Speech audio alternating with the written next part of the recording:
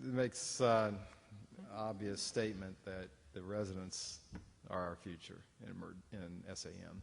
I felt that since I was president, and many presidents before me and after me thought that. So we've tried to build the journal around making it more friendly and thoughtful about residents. Part of the reason I do the EIC Podium is I try to write it in a way that I think about what it's like to work in the emergency department.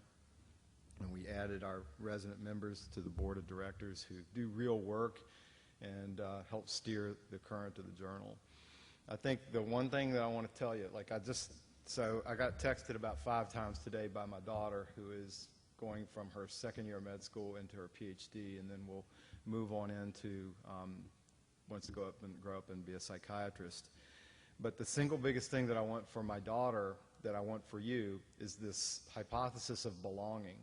If you become part of the peer review circuit, it takes a while, but you begin to be part of something bigger, because you'll review a paper that then gets published, and you'll be able to say, I had something to do with that paper. And like Mark said, it makes you better to read other people's work so that it will galvanize you and shape how you think when you're coming up with your own hypotheses. So it's about community belonging, and this thing of burnout, there is no such thing as burnout in academics, because you're constantly asking yourself questions and rejuvenating your mind and recreating your neurons, versus going out and doing the machine stamp work of community practice that burns people out after 5 years. I don't want that for you, and I don't want that for my daughter, and this is part of the cure for it. What we really want is your Gestalt, and that's the German word that is the ability to put everything together, from the title to the thing that the authors were at and the methods. Was this a single center retrospective study that was thought up because of some argument in M&M? Or is this a single center retrospective study that really addresses a cool-ass question that I wish I had thought about? So we want your Gestalt. That's what is valuable to us. And then lastly, though, technical skill matters.